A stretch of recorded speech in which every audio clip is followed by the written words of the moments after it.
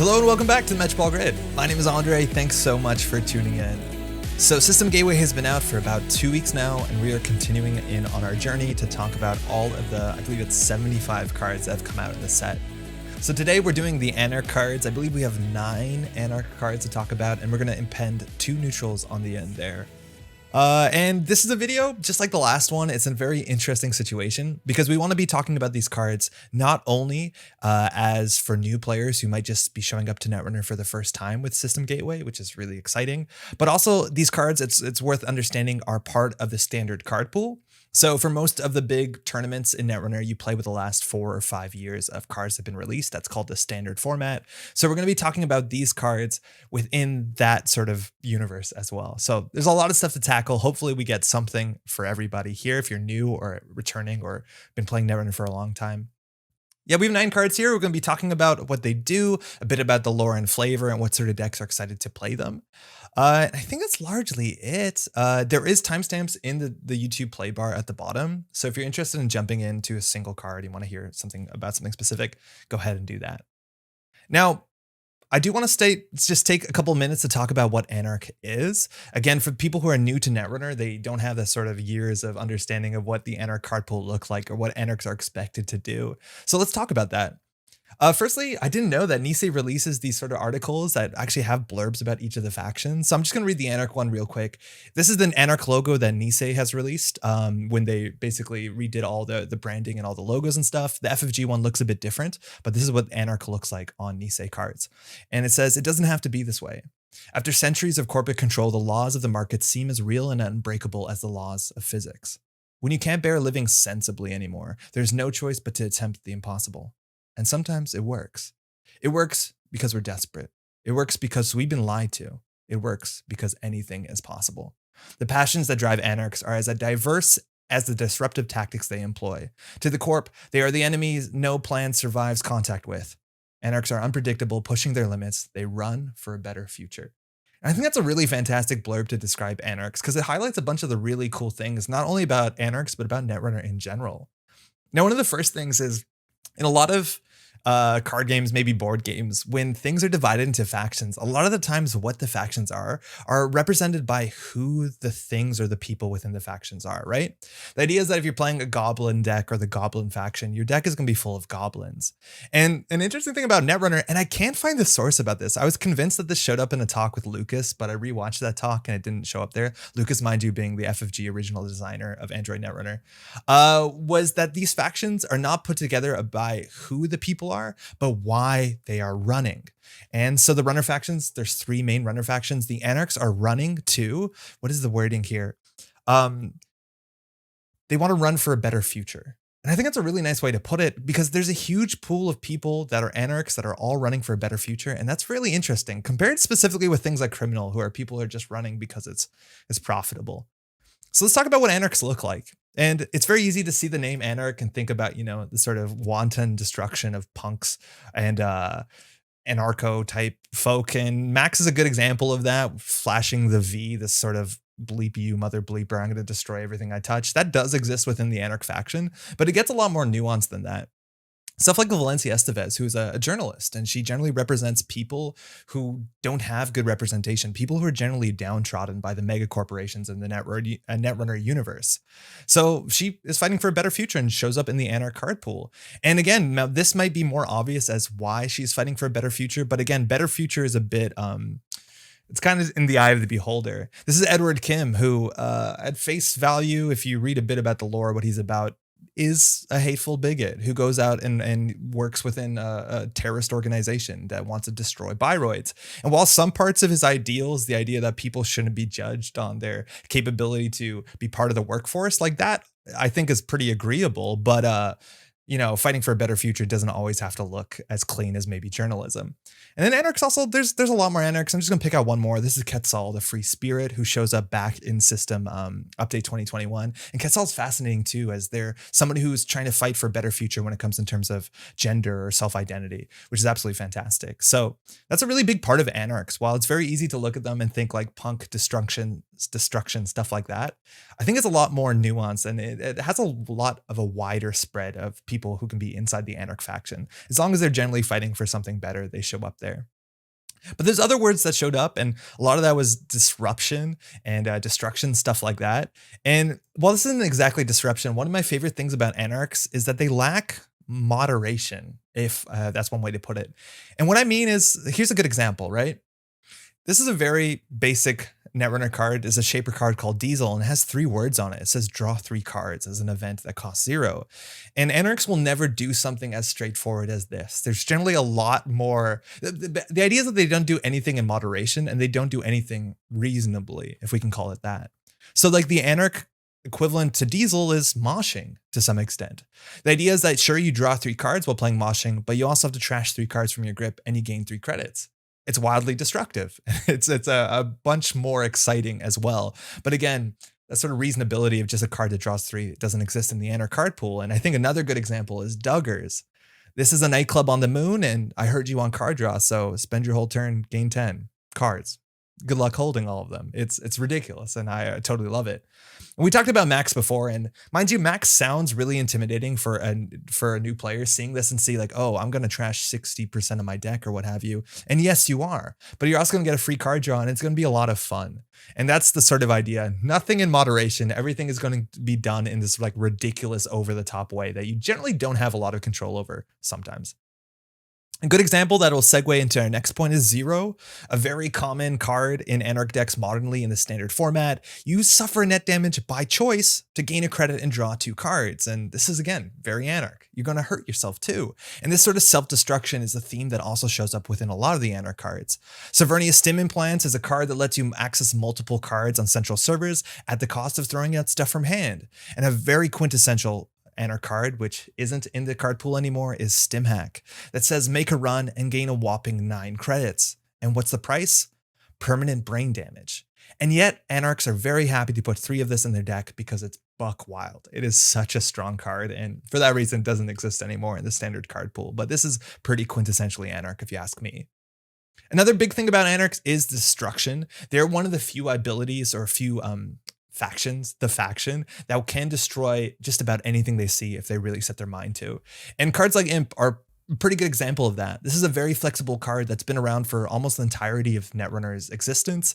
And the idea is that anytime you access anything, you can trash it, regardless if it has that trash cost printed in the bottom right corner. So go ahead and trash Ice, go ahead and even trash agendas if you want to. And this sort of pressure, this sort of destruction is very Anarch. And you see this on a lot of other cards that destroy things. Stargate is a very popular tool to pressure R&D. Look at 3 cards, destroy 1. That's Anarch. And they also Hippo. And cards like this, destroying Ice is something that only Anarchs do. And I don't think it's as clear when it comes to Corpse. We talked about in the last video about how HB is good at gaining clicks, and I think they might be the only faction that can do that. But Ice Destruction is a thing that is only in the Anarch card pool, and it's a very strong thing. And you see effects like this, cards like this cost 5 influence because they want to keep them in the Anarch card pool because they are very strong. So the idea is that Anarchs can trash Ice in the right circumstances, and that's a very powerful ability. The last thing I want to touch about Anarchs, and this shows up again really well when it comes to the system gateway cards, is the subtype of programs called viruses.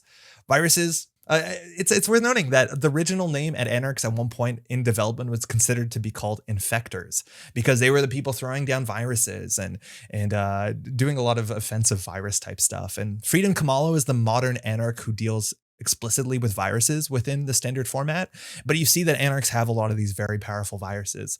Xer is not very common, but it's a kind of good example of an annoying thing that shows up that provokes the corporation to consider purging viruses, something that might not show up in against other matchups when they're playing against Shaper or Criminal. And then I think Chisel's a really good example too, of not only a virus, but also a card that destroys things, but a card that also destroys Ice, which is a very powerful ability.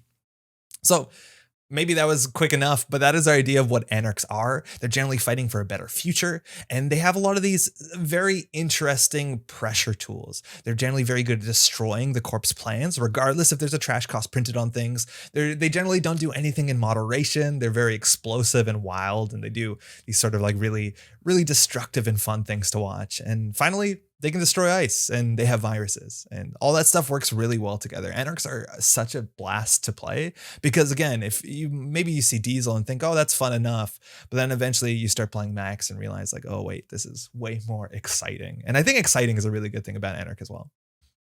Okay, that's our Anarch recap, and we're going to start with our Anarch identity, which I think embodies a lot of these ideas pretty well. And that's René, Loup, Arcemont, party animal. This is the Anarch identity. It's a 40 minimum deck size, like all of the decks in System Gateway. You have 15 influence. He's a Gmod, which stands for genetically modified. And his ability says, the first time each turn you trash a card you are accessing, gain a credit, and draw one card. And the flavor text is very simply run wild. So the first thing I want to say about Loup is the name Loup, because I've no doubt so many people are going to be calling Loup Loup because that's what it looks like. But this should be pronounced Loup, as in Lou, like L-O-U in English. And that's because this is a French word, just like his name implies. Canis lupus is Latin for wolf, and Loup is the French word for wolf. And that makes a lot of sense if you pay attention to our boy here, who is a wolf man. We'll get to that in a second, but that's the idea, is that he is a wolf man. It's a reference. His name is Loup, which is a wolf. Again, L-O-U. Loup is technically not correct. Another thing that I didn't notice, and again, this deals with the French nationality, and it took me a while to figure this out. It was even on the stream this was pointed out. He has a tattoo on his chest, and it's two skulls and some sort of sword with some sort of beasts in it. It looks like a tiger or something in there. That actually looks to be like a modernized sort of abstract representation of the fleur-de-lis. And the fleur-de-lis is a common symbol that shows up in a lot of French cultures, specifically European French cultures. And it's this sort of symbol here. Sorry, it's a bit cropped out here. But fleur-de-lis is French. It means, lily flower or an iris. And this symbol shows up in a lot of French culture stuff. It's ridiculous that I couldn't figure this out, considering I live in Quebec, which is French Canada. And this is what our flag looks like. The fleur-de-lis shows up on a lot of stuff. So that's a really cool part of French culture that showed up in this modern way on our French Wolf Runner. Now, another thing, Run Wild is really fun. And we've been talking about Loup being the wolf, and this might come together a bit more clearly now. So Run Wild, spelled with a Y, is a reference to a card that came out in the original core set called Wildside. And Wildside on its own is it's a club on the moon. And it was a cool card that let you draw cards at the cost of having to spend a click of your turn going to the club. But if you look carefully at the art on Wildside, you notice that some of the people hanging out, some of the club patrons actually have like animal features. This person on the left looks like cat ears. On the right, you can kind of see what seems to be like bull horns. And the idea is that Wildside is a place, it's a club where wilders hang out. And wilders are the term in the Netrunner universe for people who genetically modify themselves to look more similar to animals. And that's what Loup is. Loup is a wilder. That's the Run Wild. The idea that the Gmod, he has genetically modified himself to have traits and features more closely resembling a wolf. And that's fantastic. That's why his name is Loup. There's some other cool flavor stuff here. DJ Fenris is a connection, and it's hard to tell here because the art is pretty low resolution. But if you have the original card, you can zoom in on his face and you see he actually has these sort of canine teeth. He also has that wolf on his arm, and Fenris is generally a reference to Fenrir or the Norse wolf sort of mythology. And DJ Fenris is the DJ at the Wildside Club. And for that reason, he is to some extent a Gmod wilder. He has genetically modified himself to be wolf-like as well. And in terms of like mechanics, this is so fun. The idea that you could be playing any Netrunner deck and then you bring in your connection DJ Fenris, who spins whatever records at the Wildside, and then he says, oh, you need a Gmod friend, let me show up, let me bring my wolf boy Loup, who can help us. And I think that's fantastic in terms of theme and flavor. Last thing about theme and flavor is that alongside all of the articles, I think for every basically identity, barring one right now, Nisei released a lore article. This one's called Full Moon, written by Zoe Cohen. You can check it out. It's pretty great. There's a content warning at the top, but it talks about basically what Loup does, his involvement with striking. He's also a chef who cooks food for free to give away to people that are involved in social movements, stuff like that, but also his involvement with other wilders and other animal type people. I think that's great. I think this is a really cool reference to the old wild side. It's really cool to see the Wolfman. I think the thing that really made me so happy about this, that in this like cyber noir, cyberpunk future, we have the Wolfman who literally lives on the moon, which makes me so pleased. I hope he's happy where he is. So let's talk about the ability. The first time each turn you trash a card you're accessing, gain a credit and draw a card. That's quite good. To be able to clicklessly draw a card and gain a credit, that's a lot of what's called tempo. It's very good for you, and it's attached to a thing that you probably were going to do anyways. If you ask me about Netrunner identities, the sort of identities that I'm most excited about, if you made like a pyramid, at the top, it's like weird abilities that change how you play the game inherently. And this isn't exactly it. But right underneath that is draw. Draw is such a valuable ability in Netrunner. Getting free card draw is so good. And then underneath that is making some money, like getting money at the same time that you're doing the thing you were doing anyways. That's also obviously very important. But Loup gets both of those, which is great. A card draw and a credit is fantastic. Now you have to trash things. And the question is, how often does that happen in System Gateway itself? And it will happen. So on its own, it will happen. I think there's a fair few of these assets or upgrades in System Gateway, cards that have a trash cost. And the idea is that if you ever access one of these cards, you can pay that cost and then draw a card and gain a credit. So it keeps you getting through your deck, and it also sort of makes them cheaper to trash in some way. Now in System Gateway, there are 9 cards that are trashable. And I think these will show up in average in just about every deck. Specifically in System Gateway, there are not that many cards, so it's really hard to make an HB deck without Managarm, Skunkworks, or Nico Campaign in it. So your ability is going to fire. Now it's only off these cards, and if you're playing in a matchup that doesn't play too many of these cards, you're going to feel a bit not so great about it. That being said, there are ways to make that a lot more flexible, and we'll be talking about Carnivore in a couple of minutes. It's specifically Lou's console that lets him trash anything, which is very, very important, because then that blows open the ability that you have to fire your ability. So no longer is it I can only trash these 9 cards. It becomes I can trash any card in System Gateway. And that's a really big deal. Being able to trash cards that don't have a trash cost, a lot of the time these cards, I'm looking at you, Neurospike, will hang out in HQ and represent a really potent part of a corpse win condition.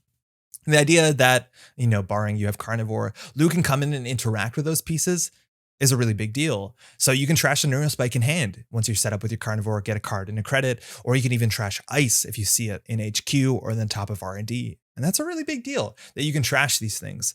Now, admittedly, maybe I'm putting the wolf in front of the horse or cart, I guess, but because you can only trash things with trash costs until you get Carnivore. But if you're playing System Gateway, you're playing 3 Carnivore in your deck, and you will have that ability to destroy things and at the same time draw cards and gain credits, which is really important. Now, that is within System Gateway. The only ways you can fire at Loup are by trashing things with trash costs and by using Carnivore. And that's kind of limited. And the question is what Loup looks outside of Gateway. And again, within Gateway, that's a pretty potent effect. It's also worth noting that say you run R&D and you see a card on top of R&D, the idea that Loup can trash it with Carnivore, now if you run back on R&D, you'll see another card. And there isn't that much multi-access, as it's called within System Gateway, the ability to run R&D and see multiple cards throughout a turn or throughout a single run. And his ability to destroy things and his encouragement to destroy things actually helps you see more cards throughout a game, which is very valuable when you need to see, I don't know what the number is in System Gateway. On average, let's just say 17 cards to assume, or to have a best chance or an average chance of getting 7 agenda points. Now, if you want to trash things outside of System Gateway, once you open up the card pool just a bit more, Loup gets really exciting because there's a lot of ways to trash just about anything that are a lot more flexible and a lot easier to play than Carnivore. I think a big thing is Imp. Imp, we talked about it before, you put this down and now you can trash anything. You got only 2 counters on it. You only use each Imp once per turn, and eventually it runs out of counters. Maybe you can refill it, but Imp has been one of the strongest Anarch cards for a while now in the card pool because it does a lot. It trashes assets, saving money. It lets you trash ice and operations in HQ and R&D, and it puts a lot of pressure on the corporation. The corporation might not have been interested in icing up HQ turn 1 because they're holding a bunch of ice in their hand or operations and not agendas, but a single Imp in Loup changes that entirely. And in the standard card pool, there's a lot that supports this. Namikuri is a console that once you have this down, and the first time a turn you make a successful run, you can put a virus counter on another virus program you have installed. So you can ensure that an Imp always has a virus counter on your first run a turn, which basically means you have an infinite Imp, an infinite. Other cards like Friday Chip also work a similar way. This is a bit slower, but also a bit flexible. The idea is that if you destroy something, you put a counter on the Friday Chip, and then you put that chip on the imp at the beginning of your turn, and your imp goes on forever and forever. And these sort of like really simple 2-3 card combos are showing up consistently in competitive Anarch decks. This deck won Worlds in 2019, and you see it here. You have Knob Curie to get free virus counters, and you have Imp. And the counters will come over and over again, and they can be used a lot of different ways in this deck. It's not only Imp, but that's the idea. And looking even at last year, 2020, this is Lime's winning deck list. Same sort of thing. You have Friday Chip to put counters on your Imp. And you have 3 imps in this deck, and over again, you can destroy things, either things very cheaply or things that don't have trash costs on them. And that is incredibly strong in Loup when you also are drawing a card and gaining a credit at the same time. That's really exciting. And I think outside of outside of System Gateway, as soon as you have access to Imp, Loup gets a lot more flexible. What's also interesting is Loup specifically has a very strict terms of what he gets value of when he trashes things.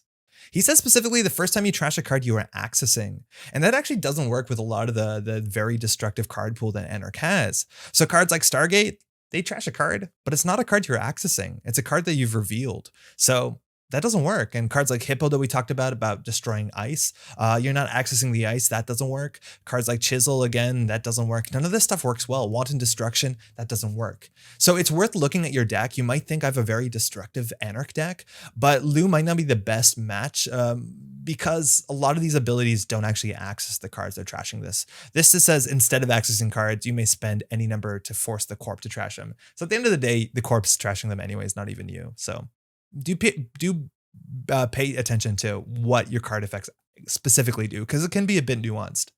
Now, what other ways can you fire Loup? There's a couple. I think By Any Means is a possibility. The idea is that you play this as a priority event, your first click on a turn, and then when you start running, you get to trash everything, and it has to be everything that you touch that turn. And the first time you do that, Loup draws a card, which is nice because this thing hurts you with meat damage.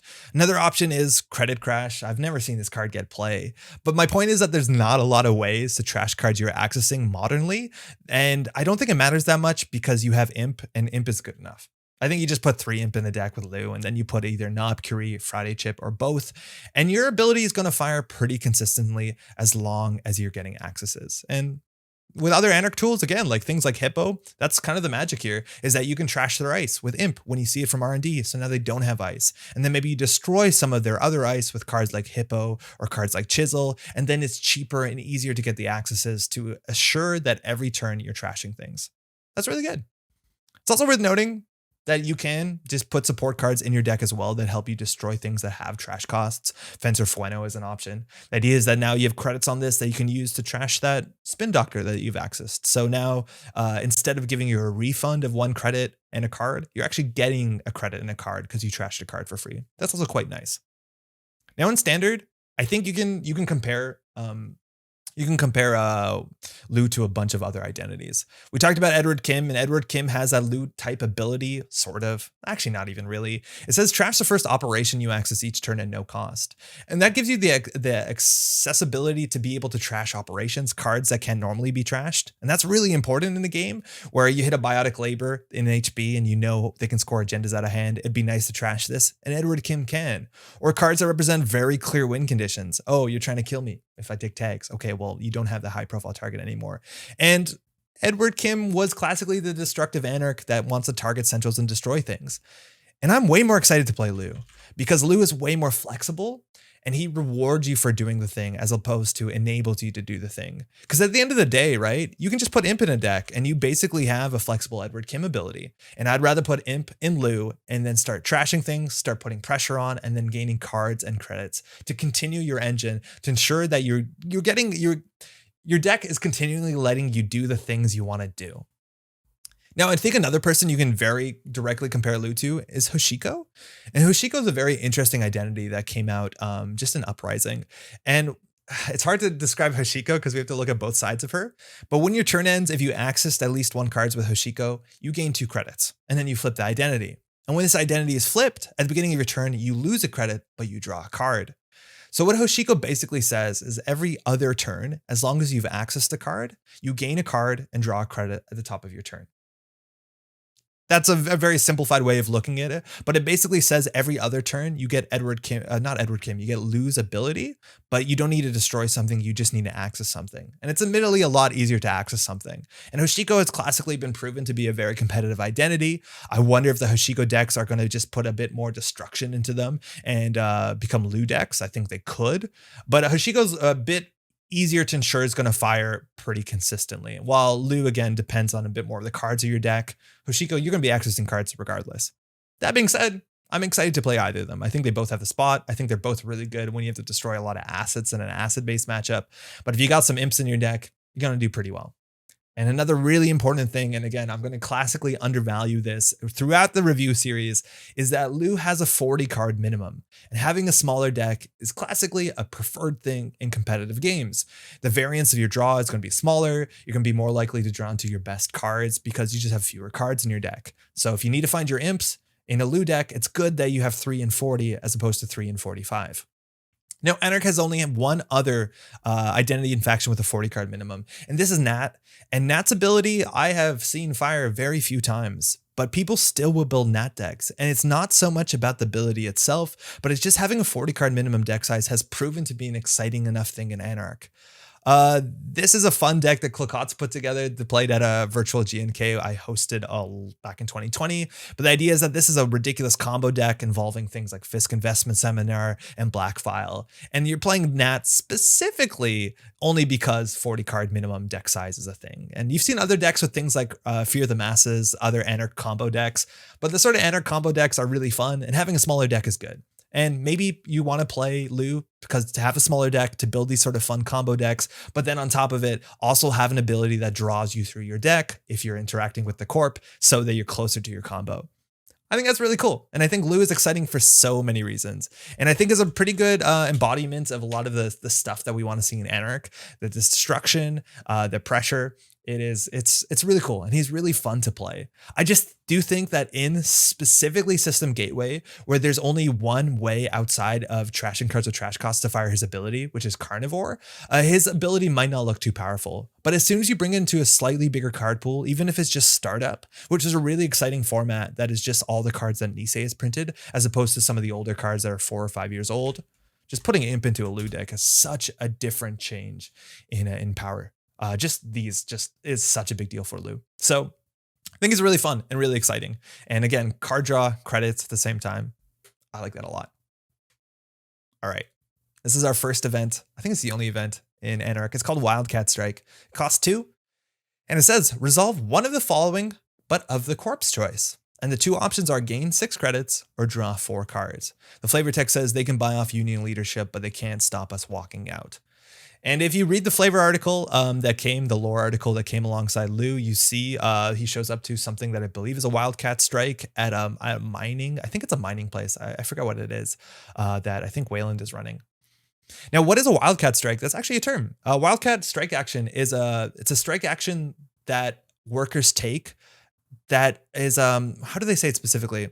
It's a strike action undertaken by unionized workers without the union's leadership's authorization, support, or approval. So basically, in a union, you're represented by union leaders, but at some point, sometimes the workers will actually take a strike even though the union leaders do not support the strike. So it's basically a strike on top of a strike, right? Like not only do we disapprove with our whoever is paying us to do work, but also we're disapproving of our union leadership, which is pretty wild. So that's what a Wildcat Strike is here. Now, Wildcat Strike and any card that gives choices, specifically choices to your opponent, they are cards that are a lot often worse than they look. I forget what this is in Magic. Everyone brings up the same card in Magic that looks really great, but the problem with cards like this is you will always get the worst of these 2 options, regardless of your best intentions, right? It's really easy to look at this card and be like, oh, cool. Sometimes I'll gain 4 credits and sometimes I'll gain 4 cards. But it's worth knowing that you're always going to gain the worst option in the situation you want to play this, as long as the corporation can identify what that worst option is. So let's talk about these 2 options. The first is you pay 2 to gain 6, which makes it a sure gamble. A sure gamble on 2 credits is quite nice. That's, again, 6 credit gain. Pay 2. That's good. People love sure gamble. People would play more sure gambles in their deck sometimes if they could. That's fantastic. And money is really important in this game. The second is draw 4 cards. So you're paying 2 to draw 4. And there's not a lot of draw 4 cards in the game. The closest thing is Arcemont that came out in System Gateway, but paying 2 to draw 4 cards is honestly pretty nice as well. Now, we've been saying this, and it's kind of a joke on our stream now for a bit. Of all the times I played Wildcat Strike, the Corp has only specifically chosen one option, which is the top option. I have never, barring one time, have I seen the Corp actually give the runner 4 cards when they played this. And there's a bunch of big reasons why that is. Let's talk about System Gateway specifically. These are all the cards in System Gateway that can draw you a card. Loup, let's not count Loup, and let's not count Jailbreak because it's not really card draw. It just kind of replaces itself, which is obviously very good. But not considering that, in System Gateway, there's only 3 cards that draw you cards. The Arcemont, Verbal Plasticity, and the Wildcat Strike itself, which also, again, 99% of the time doesn't give you cards. And this kind of shows you why card draw is so important in the System Gateway format, because there's so few other options to get card draw. You're going to be spending a lot of time clicking for card draw in System Gateway. Now, compared to that, there's actually a fair few more cards that will give you credits, and we'll talk about that later. But if you ask me in System Gateway, would I rather give my opponent cards or rather give them credits? I would almost always rather give them credits because card draw is such a premium in System Gateway.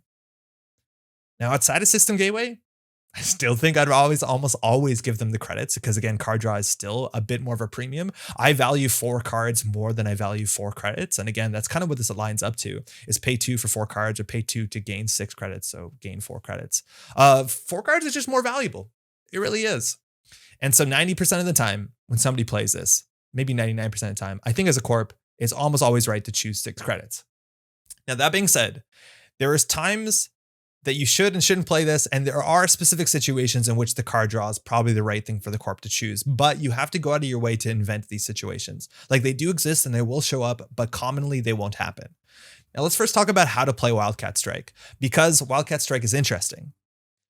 Firstly, if you have very low credits, say you're on exactly 2 credits and then you play Wildcat Strike, that is one of the situations where as a Corp, you might consider giving them 4 cards because now they're holding maybe 8 cards in their hand, but they have 0 credits. And that's a really big deal because without credits, you generally can't play the cards in hand, generally. So that is a really important thing where you want to consider playing this when you have some credits. Playing this when you're on 2 credits or 3 credits makes the choice a bit easier for the corporation where they might consider to give you cards.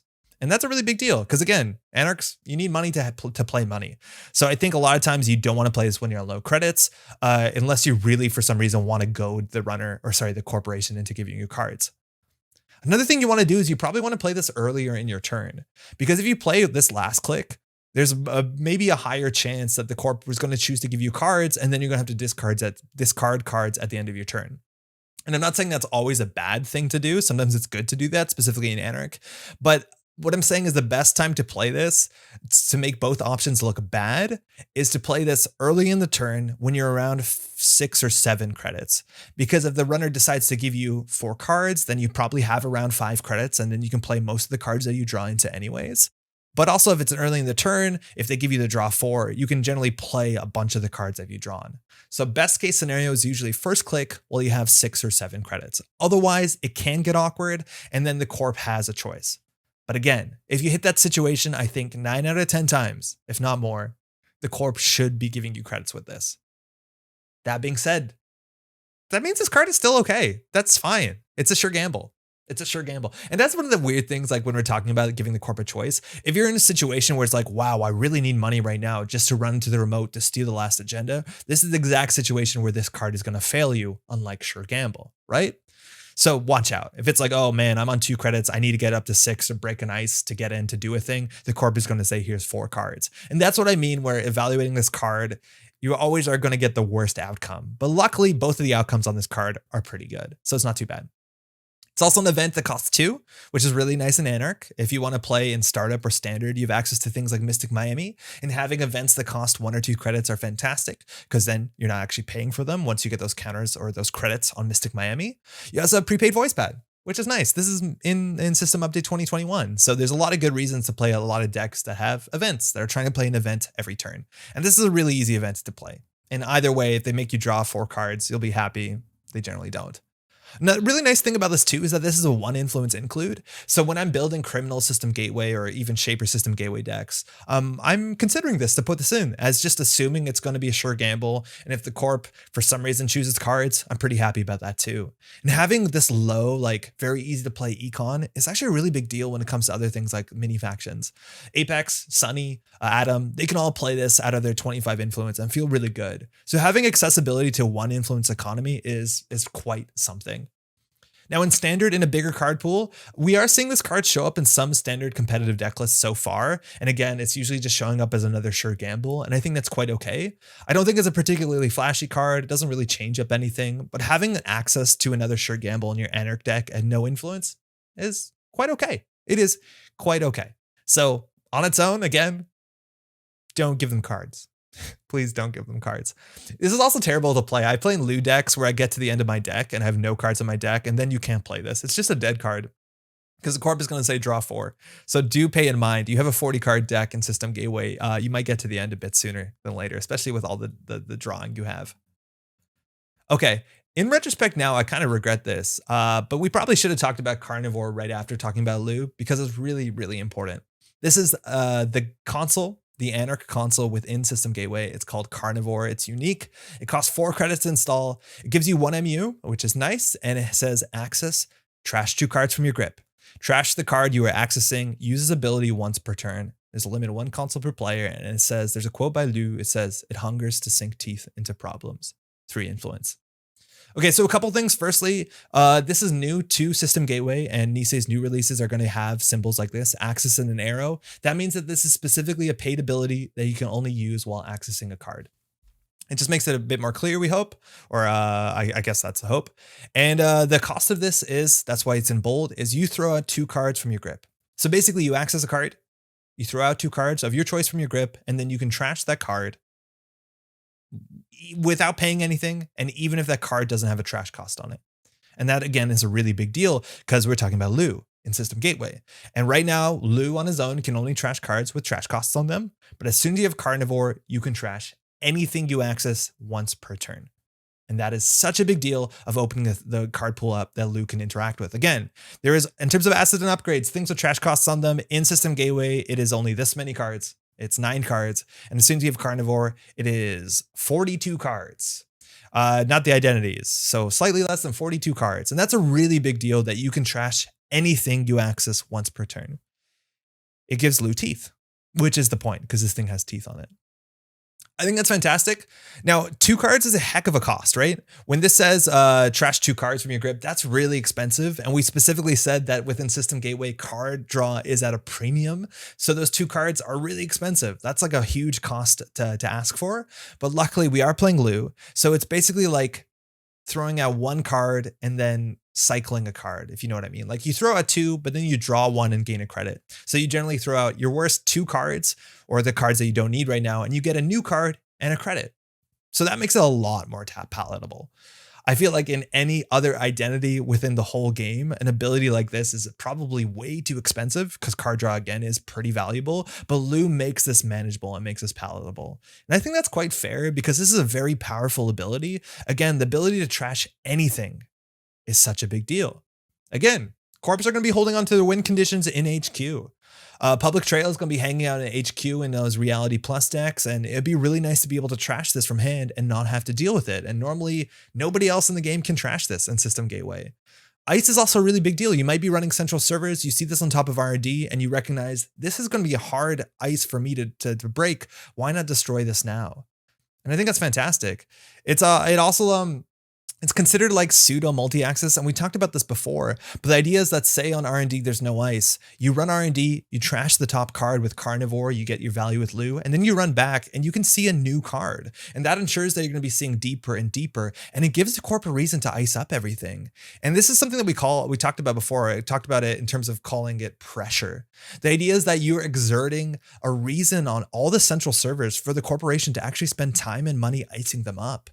And that's awesome. The idea is you put down Carnivore, and now a corp who was holding 5 cards in hand, none of which were agendas, now thinks, oh crap, I'm in danger. I might need to spend ice icing up HQ, and that's really good for you. That's powerful. That stops the corp doing the thing that they wanted to do, which is win the game, and instead doing the thing which is prevent yourself from losing the game, if that makes sense. Now, again, we talked about the value of trashing things that don't have trash costs, but it's worth noting you can use Carnivore also just to save money in a pinch. Malapur Data Vault is the most expensive trash cost card in System Gateway, but the idea is you can decide, instead of paying 4 credits, I'm going to gain a credit, throw out 2 cards, and draw a card with Loup and Carnivore. And that can be a really big deal. So again, it doesn't always have to be used to trash assets to trash ice and operations, and even you can trash agendas if you want to. But you can save money trashing things with trash costs in a pinch. That kind of can be nice. Sometimes you run a Mana Garm Skunk Works and you end up paying 5 credits. And then when you access this, you don't have 3 credits to trash it. But with Loup Carnivore, you can ensure at least once a turn you can trash it. It's also worth noting, this is a new change. Nisei just recently put in this new rules that will be showing up in Rules 1.5. But classically, consoles were something that you could not over-install. And I'm not saying this is going to be a powerful thing to do. This is going to be pretty niche, but it is worth noting that now, if you have a console and you want to play another console, you can actually destroy your original console to play a secondary console. So you can play 2 consoles. That's kind of cool. It's when Carnivore says trash card you're accessing uses ability once per turn. If you destroy your Carnivore by installing a second Carnivore, that uses ability only once per turn is actually referencing the specific card. So the second Carnivore that shows up is good to go. So if you somehow need a Carnivore twice a turn and you have the cards to support it, I don't know how you're going to do that. You can get away with that. You can do that. So overinstalling your Carnivore isn't interesting. Where I think this might be more interesting is that Carnivore does eventually become useless if you get to the end of your deck, because if you have no cards in your grip or your deck, you can't really afford to be throwing out 2 cards from your hand. So there are maybe some really niche situations in which you want a Carnivore throughout the game, and then at the end of the game, maybe replace it with a console that doesn't require you to throw things from your hand.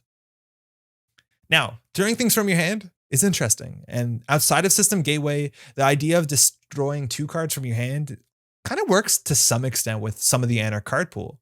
So Anarchs have access to these things. These are called a lot of times bin breakers, and they're breakers that you can install clicklessly from your heap when you encounter the appropriate kind of ice. And a lot of the plan for Anarchs is to get these things into the heap so that you don't have to spend a click installing them or the credits installing them until you actually need them, let alone you save the click. So this sort of stuff works actually really well when it comes to Carnivore, if you want to add these to your deck. The idea that you can throw out cards that you want to throw out anyways. There's some other fun interactions too, where you can decide to throw out maybe really expensive cards from your hand and then go and get them installed for free-ish with Retrieval Run. And that's kind of fun too. So there are some reasons why you'd want to throw things out on purpose, but generally throwing out 2 cards from your hand is quite an expensive thing. And again, we talked about this card draw in System Gateway is really hard, and you might want to consider playing multiple copies of things like Verbal Plasticity or multiple copies of things like VR-cation, just to ensure that you have the cards in hand for your Loup deck to continuing to support the ferocious and the hungry Carnivore. Oh yeah, also it's kind of nice too, because you do want to play 3 copies of Carnivore in System Gateway to ensure that your Loup ability is online as soon as possible. And that's kind of the nice thing about that, is your other 2 copies don't feel awful when you're destroying them and throwing them out to Carnivore, where the Carnivore feeds the Carnivore. Now, in Standard, this ability is really strong. It still is. It is still a really strong ability. Again, when you're playing Loup in System Gateway, it's very strong, but outside of Standard, there's a lot more things that you would consider trashing. And it's worth noting you can trash agendas. So if you access an Overclock protocol, you have to take 4 net damage to steal this. A lot of the times you don't want to do this. So if you have a Carnivore, you can throw out 2 cards and throw the Overclock into archives, and then maybe you can pick it up when you're going to win the game. That's good. There's also a bunch of other win conditions that might be staying in hands of corpse, and being able to destroy something like a punitive counterstrike from hand. That's quite nice too. So having this sort of pressure again in system, outside of System Gateway is pretty important. Now, also, you do have an access to a console that is kind of similar. This is called Demolisher. It lowers the trash cost of cards by 1, and it also gives you a credit when you trash a card, which is nice.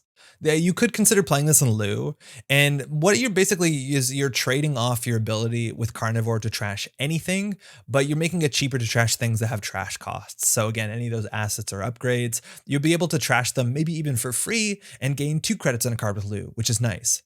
But I'd argue the biggest strength of Carnivore and other cards in the format is not to save credits trashing things that already could be trashed, but giving you the ability to be able to destroy cards like Ice or Operations or even Agendas. That's so much more valuable in the game, where a Corp is looking to win by hitting you with a hard-hitting news, and then you can destroy the hard-hitting news. Demolisher is never going to give you that ability, but well, it sort of does. If you want to trash that with something else like Imp, it'll give you a credit, but if you ask me, I would 100% play Carnivore in any Loup deck over Demolisher.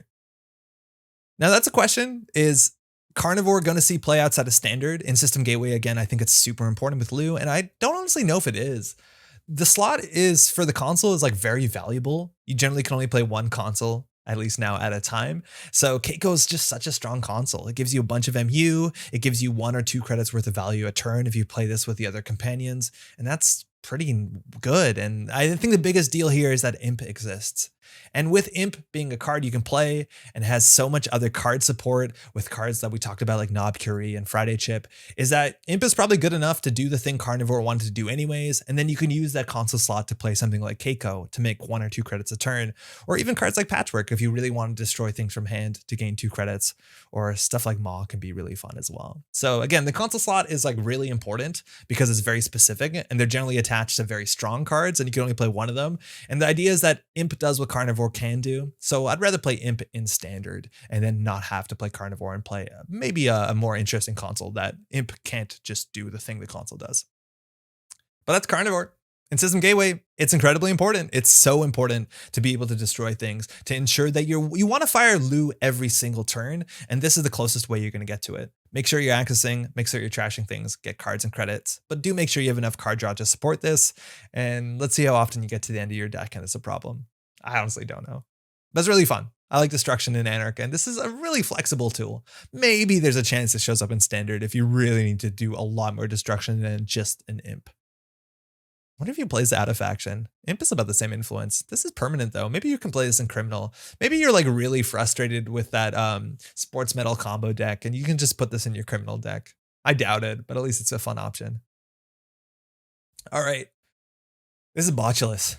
It's 2 credits for an 1 MU program. It's a virus.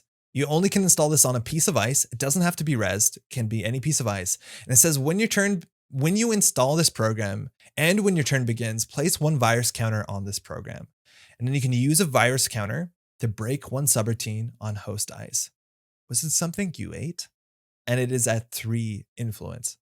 So was it something you ate is a reference to botulism, which is what this card is named after, which is it's a rare but potentially fatal illness caused by a toxin produced by the bacterium Clostridium botulinum, or something like that. It's a pretty I'm not going to show the photo underneath that, but it's a bacteria that can show up in food. I remember being told that this would be something that would show up in like swollen cans of canned food, but it can show up. It's potentially lethal. It can really affect young children, so you have to be careful, but also it can show up and be a problem for adults. And we've seen a lot of like Anarch viruses specifically referencing diseases or bacteria, awful things that corps don't want to deal with, let alone people don't want to deal with. And Botulus is a pretty good example of that. Now, this is cool, this clause. When you install this program and when your turn begins, this is something that I first saw on Tranquilizer when we spoiled this on the channel, and that's a really nice clause. I like to see that on viruses. Most viruses classically only said when your turn begins, put a virus counter on this, but this is a lot more flexible. It's not only when you start your turn, but it gets a bit faster because when you install it, that turn, it's going to do something as well, and that's fantastic. So what does this thing do? It's basically you strap it on a piece of ice and then you get through the ice and you don't pay any money, which is a really powerful effect in Netrunner. This will break ice regardless of strength and regardless of you finding the correct program in your deck, installing the correct program in your deck, and then boosting and breaking. It really just steamrolls over all that sort of math and all that sort of card dependency you need into your deck and just says, "Ooh, I got 2 virus counters, I'm going through." And we've seen abilities like this classically. Right now in standard and even in startup, Boomerang is such a strong card. The same sort of idea is you target one piece of ice and it only has to be that ice. And then you can break 2 subroutines, again, regardless of strength and regardless of type of the ice, which is incredibly flexible, especially in the early game, where something like a Botulus can be quite strong, where they try and score behind or do something behind a piece of ice in a remote server and you say Botulus run. And for 2 credits, you might be getting through that piece of ice. We've seen this design before in cards like Knight. The Kaisa ice were really cool ice that were chess pieces that you moved around on pieces of ice. And this lets you break subroutines on ice. It was quite nice. And another very similar card that was incredibly strong in Anarch was David, a card that you installed and gave you 3 power counters to be able to deal with big ice for no cost. And all this stuff reminds us of Botulus. And I think that's really important because it lines up really well with some of the weaknesses of the Anarch breakers, not only in startup, but in Netrunner as a whole. So we're going to be talking about this in shortly, but Buzzsaw is the decoder that comes up in startup. And you'll notice that it deals with code gates relatively well, but it comes in at 3 strength, and boosting strength is a nightmare. It's so expensive. And on a more extreme case, you have what was classically called the fixed strength breakers. So Mimic breaks 1 sentry subroutine for 1 credit, but it has no ability to boost its own strength. So what happens when you hit a 5 or 6 strength sentry? And that's why cards like Botulus work so well in the Anarch card pool, because they totally iron out some of the issues with the deck. The idea is that, okay, 6 strength sentries are a problem. What about if I break them for free? And that's where Botulus gets really exciting. So say in system gateway, you have a ballista, and your ballista is looking really nice at 4 strength sentry that they're going to struggle to deal with. It's also worth noting in system gateway, there is no killer. There is no sentry breaker in the Anarch card pool. So you have to splash one, but maybe you don't have to. The idea is that the corp's feeling really good about the ballista until you attach a Botulus on it. And now you break it once per turn for free, and then once per turn for free for every other turn. That's a really big deal. So as viruses, as a corp, you can spend 3 clicks. You can spend basically your whole turn to purge virus counters. So you go across all the virus cards that the runner has and you remove all the virus counters. And that's actually not that great sometimes against Botulus, because Botulus is always going to get a counter on it at the beginning of your turn. So even if they're trying to score behind a ballista, you're going to be able to break it at least once with Botulus, regardless if they purged, because as soon as they purge, then your turn starts and you're good to go. So that's quite strong. It's actually in a lot of ways not great to purge the Botulus because it always keeps brewing more virus counters. This also makes ice that has multiple subroutines sound a lot better for the corp.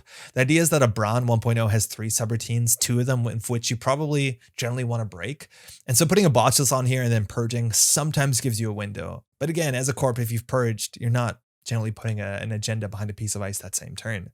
Cards like Pharos are also a pretty good example. Something that has multiple subroutines is a lot stronger against Botulus than something like Ballista. And I think you have to keep that in mind when deck building. This looks really bad with Botulus.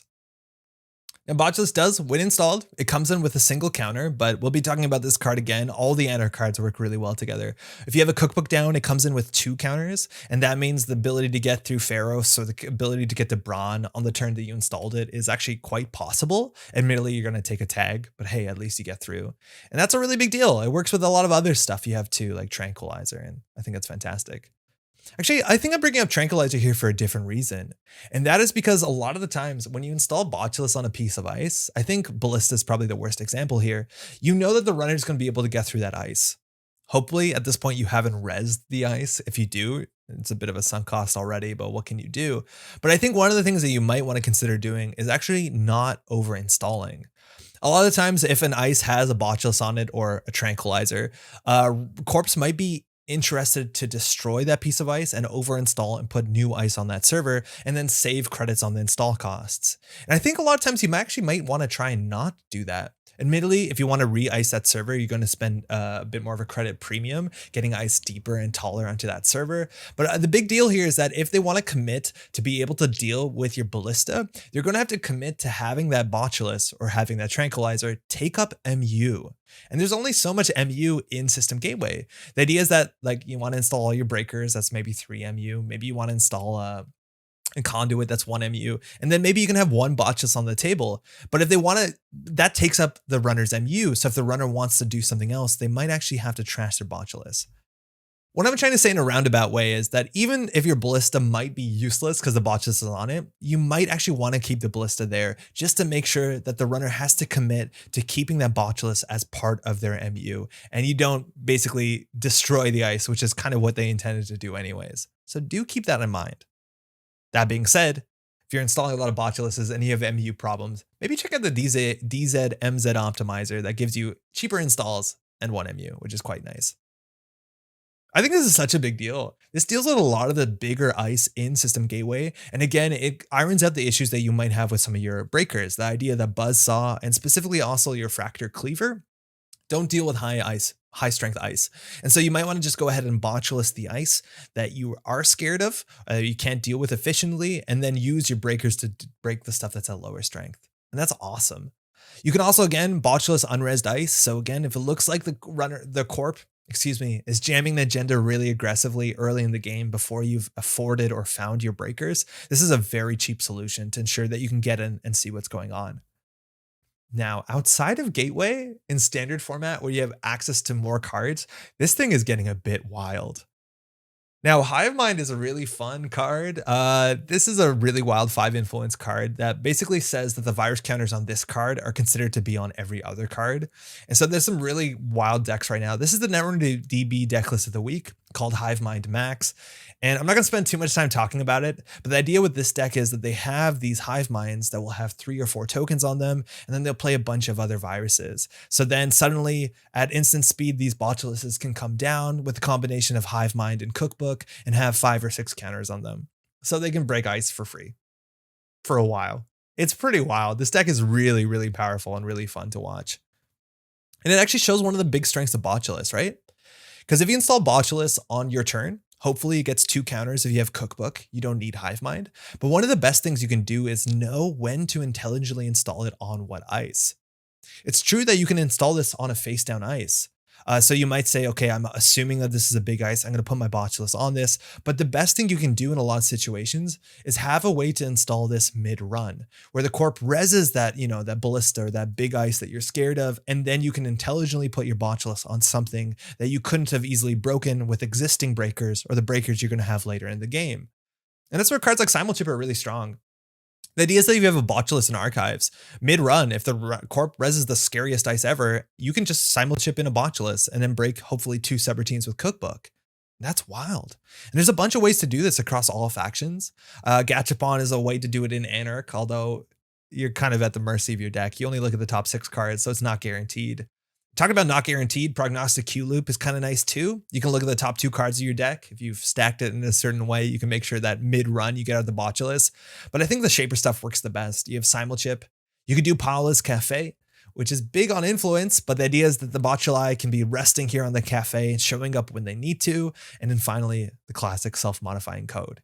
And that's so good too. Again, it's 4 credits, but then you're breaking that piece of ice for free for that run and probably for a fair bit rest of the game. That's great. That's really, really good. And I think there can be some good Shaper builds even that use Botulus instead of breaking things with breakers and credits. And one of the big benefits of being able to install your Botulus mid-run is cards like Cyberdex Virus Suite, which are showing up pretty commonly in the meta. Say you're running into a big scary piece of ice and you have a Botulus on it with 3 virus counters. When you're encountering that piece of the ice, the corp can res a Cyberdex Virus Suite and suddenly you have no counters and then ice is going to connect. And that can be disastrous. And that's why having access to these things like Simulchip or self-modifying code are such a big deal for Botulus. Because as soon as the corp fires a Cyberdex Virus Suite, then you can maybe, if you need to in a panic, react and pull out a new Botulus or, I don't know, any other way to deal with the piece of ice. So that's awesome. It's also, again, a really strong pressure card in the early game. In Standard, this is a bigger deal. Now, cards like Inside Job are fantastic because they let you get through 1 or sometimes 2 iced remotes. But the problem with the Inside Job is you can't combine it with other pressure cards. You can't Inside Job and Diversion of Funds at the same time because they are both events. But in Standard format, turn 1, you could go ahead and put a Botulus on an HQ piece of ice and Diversion of Funds in, and it might just connect. And I think in System Gateway, you are seeing criminals run Botulus, and I think it's really fun. In Standard, it might be a harder ask at 3 influence, specifically when you already have Boomerang, but that sort of early pressure is something you have to keep in mind if there's ever more explosive run events. Now, okay, The big issue, again, with viruses all the time right now is Cyberdeck Sandbox, which is a neutral 5-4. It's a neutral 4-2 agenda that is showing up in just about every faction because it's a very, very strong agenda for a lot of reasons. And the issue with Cyberdeck Sandbox is that when they score it, they purge. It also gives the corp a good reason to purge when they get 4 credits. So playing a heavy virus deck in a meta that has a lot of sandboxes, it's a bit volatile. That being said, that Hivemind Max deck is doing well in this current meta, but you do have to pay in mind, or you have to watch out, because there's going to be a lot of decks that are specifically targeting viruses, and there's some good ways to do it, mind you. Macrophage shows up. This thing hurts viruses. 7 strength is pretty hard, but you can, again, get through some of the better subroutines for free with this if you Botulus this specifically. But then you have other cards showing up. Cards like Magnet can be really strong to be able to blank and move your Botuli around. And then you also have Hagen, which, if you run into this at the wrong time, can trash a program that's not a decoder, fractor, or killer. And a lot of times, that's a virus. So all in all, it's a very flexible card. It's a very powerful card. It works really well with the Anarch card suite. Again, the breakers that deal with the low ice, fantastically. The big ice can be an issue. It sometimes works as pseudo ice destruction, where you put this on a big ice and the corpse is and deletes it and installs a new piece of ice, which I'd argue you want to try and avoid that, just to gum up the Anarch's MU if they can. And then outside of that, with instant tricks, this thing can be so strong. Again, breaking ice for free without having to find the appropriate breaker is such a strong ability, and Botulus does that really quite well. All right, our next card here is Buzzsaw. For 4 credits, you get a Buzzsaw here. It is an icebreaker decoder program. It takes up 1 MU interface. So if you've matched strength on an ice you're interacting with, you can spend a credit to break 2 Codegate subroutines. That's wild.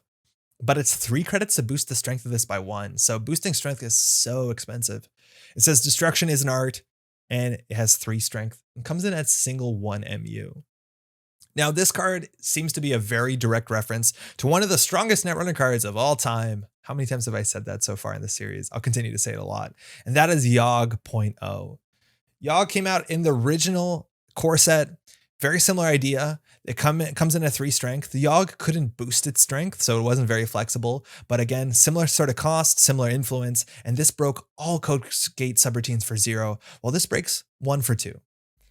But gives you the flexibility to boost. And Yogg, for what it's worth, was an incredibly problematic card in Netrunner. It was definitely way too low influence, but the fact that this showed up in most decks really discouraged people from playing cheap Codegates, because you'd break them for free, so there was no reason to res them.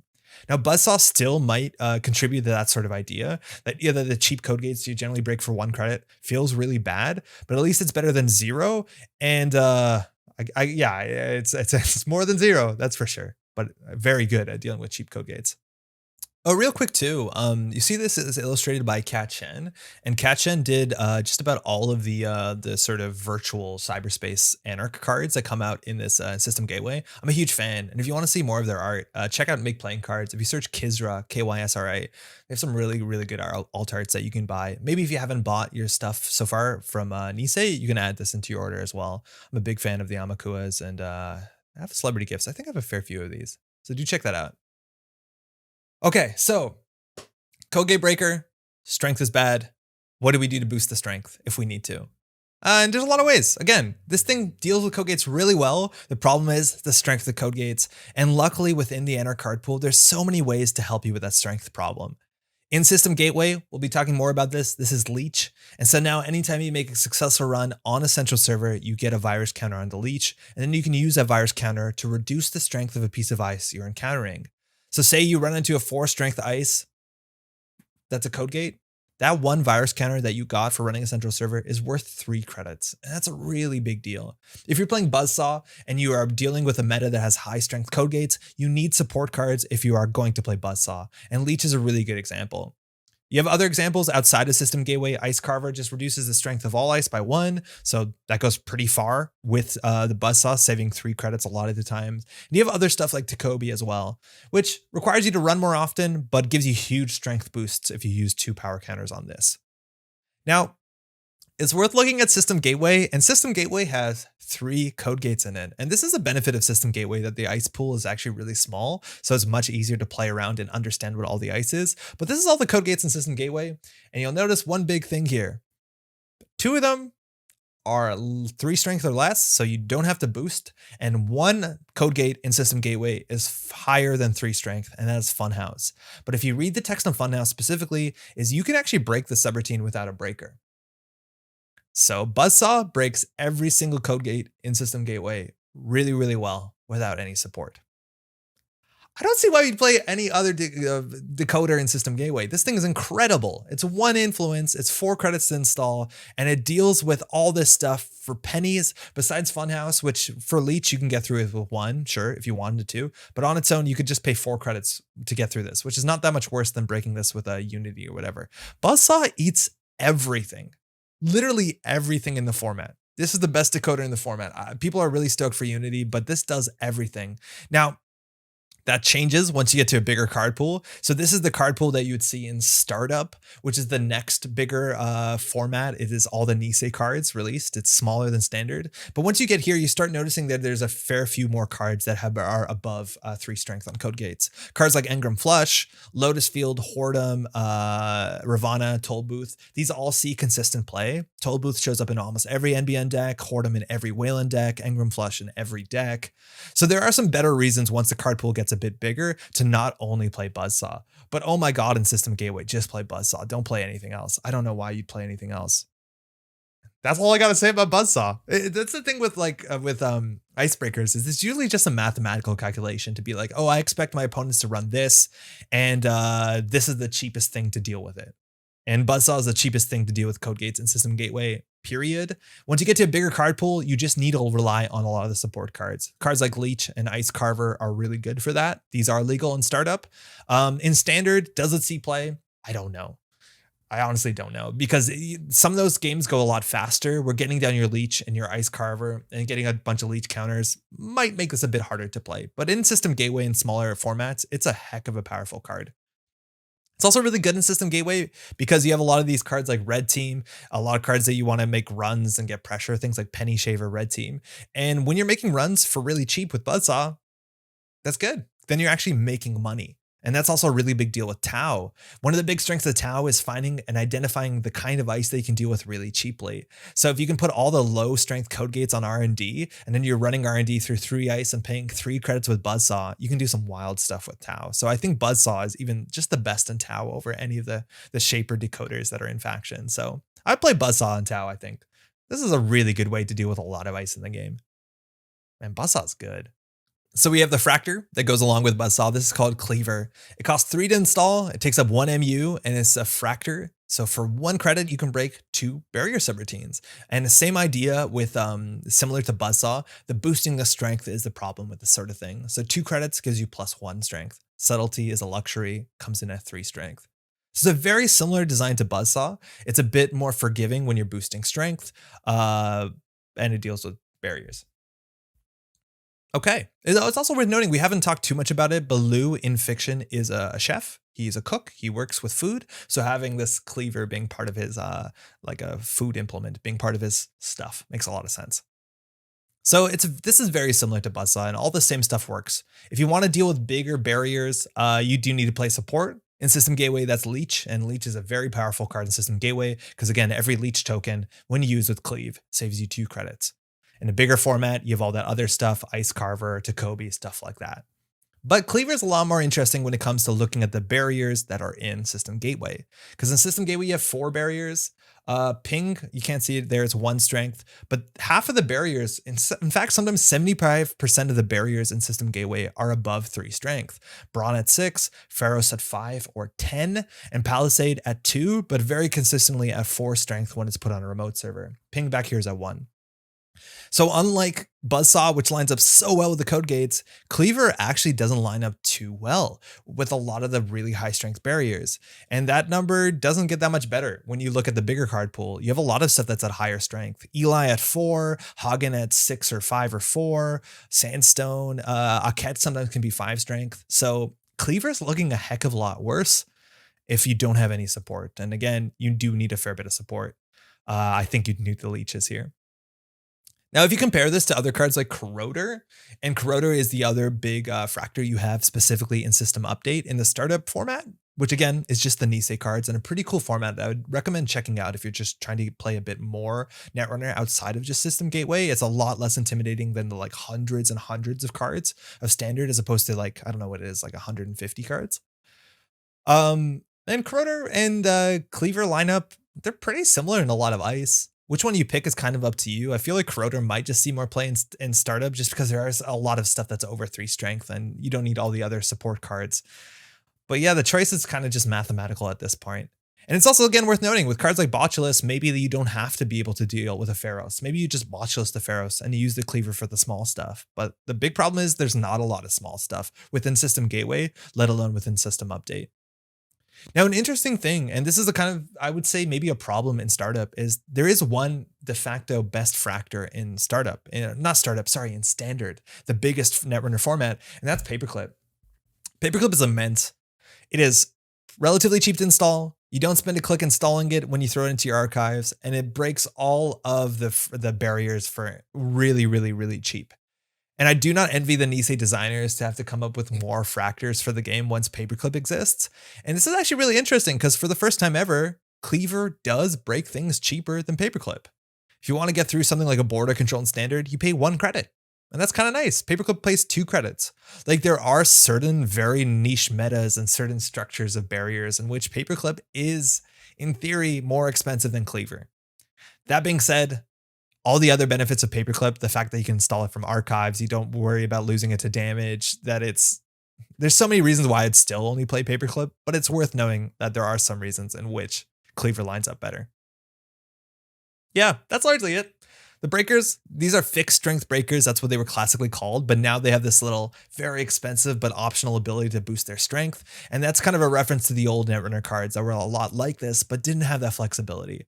Those cards were very good when combined with things like Leech and Ice Carver, but right now things are looking really fast of what I played in standard Netrunner, so it might be a couple too many cards to draw and install before the game is out of your control. But they're fun and they're cool, and it's cool to see that Anarch identity. Buzzsaw seems a lot better to me than Cleaver. All right, now we have Fermenter. This is our first virus. You install this for 1. It says when you install this program and when your turn begins, similar to the other viruses we've seen, place 1 virus counter on this program. Then, as a click, you can trash this card to gain 2 credits for each hosted virus counter. And there's some flavor text from Loup. It says, there's attention to a cook. Each processing cycle sweetens the pot and raises the heat. I stir all night, but few have my appetite for danger. Signed, Loup. 2 influence as well means this is technically splashable. These subtypes of viruses that give you credits are some of my favorite viruses in the whole game. We've seen a couple of these cards. Again, viruses that just brew and kind of want the corp to purge to stop you having that sweet, sweet money. Things like Gorman Drip used to exist. Cash also used to exist for a while, and these sort of credit viruses are really, really fun. Now, how does this thing work? You install it. It has a virus counter on it. And the next turn it has a virus counter on it. And then if you want to spend a click popping it there, you end up spending 2 clicks and 1 credit to gain 4 credits. So you basically spend 2 clicks for 3 credits. That's not great. That's really not amazing. So you really want to let your fermenter spend some time to ferment before it actually lines up. Now, outside of System Gateway, this is a very common card. This is Daily Cast. And Daily Cast gives you 2 credits every turn, but it's clickless. It costs 3. So the idea is that if you waited for this to have 4 counters on your fermenter before you popped it, it's kind of similar to Daily Casts. Admittedly, though, it's cheaper and albeit it takes more clicks. So you really need to watch out how soon you fire your fermenter. Installing your fermenter and then clicking it the next turn isn't amazing because, again, 2 clicks for 3 credits isn't fantastic. Once you start waiting that other extra turn, then you're spending 2 clicks on 5 credits. That's a bit better. And again, it goes higher and higher and higher. So it's similar to things like Penny Shaver. The more often or the sooner you click it, generally the less efficient it is. And you do have to keep that in mind. It's always nice to look at your actions and your economy to be like, oh, I just spent 2 clicks on 3 credits. Maybe it feels good because there's 4 credits on here, but technically it's not that much better than clicking for credits. So do keep that in mind. Now, this has a chance to pay out pretty well, and that also matters a lot. In terms of the cards in System Gateway that can give you credits, and credits are incredibly important, there's not that many of them. So just about all of them are going to see play. So fermenters are probably going to be 2 or 3 ofs in every Anarch deck, just because access to economy is incredibly important, and this is what we have. Again, there's also support cards. We'll be talking about this more soon, but this is Cookbook, and Cookbook lets you put another virus counter every time you install a virus counter. So even if you wait a single turn on your fermenter, now you're spending 2 clicks for 5 credits after 1 turn, and that's a lot better. So you're going to probably be ending up playing Cookbook in your system gateway decks, and so Fermenter is going to look a lot more appealing. Now we've seen similar cards to this. This is a Consume. And it's somewhat of a similar idea. It gets virus counters on it whenever you trash cards. Mind you, this is a card you could play in a Loup deck if you wanted to. It's 5 influence. And then you don't have to trash this card, but then you can click to gain 2 credits for each hosted virus counter. And this is actually subtly, it's actually quite different than Fermenter. Obviously, you need to destroy cards, but the big thing about Consume is that it doesn't trash itself. So it's pretty permanent. And the fact that it's permanent is decks will include this to be a big part of their economy. This is the deck that won Worlds just last year, and it has 2 Consumes in it for 10 influence in an Anarch deck. But because this deck can so consistently trash things, this will basically allow you to click for 4 credits or 6 credits every turn, every 2 turns, and that's good. And while Fermenter looks like it, the fact that Fermenter is a one-stop pop shop, it's a lot more limited, and the timing of this is a lot more important. Again, outside of System Gateway, there's a lot of ways to support viruses. Knob Curie can make it a lot sweeter. It definitely did with Consume. And you also have cards like Contaminate, which it's flexible if you're playing a deck with a lot of viruses in it. But in a pinch, you can always throw 3 more counters onto your Consume onto your Fermenter that you've contaminated to get more money off of it. There's also really fun interactions. We're going to be talking about Hivemind a fair bit anytime we talk about viruses. But the cool thing about Hivemind is the counters on Hivemind are considered to be on every single other virus.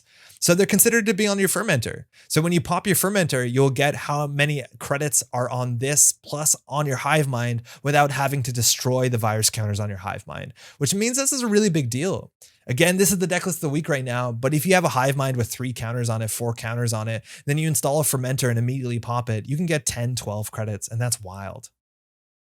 There's also a lot of virus support. This is really cool because this is a pretty low tempo virus. You install this and hope things are better for you in a couple turns, and that works well with things like the Nihilist that work in a deck with a lot of viruses that let your viruses also become card draw, stuff like that. That's really fun.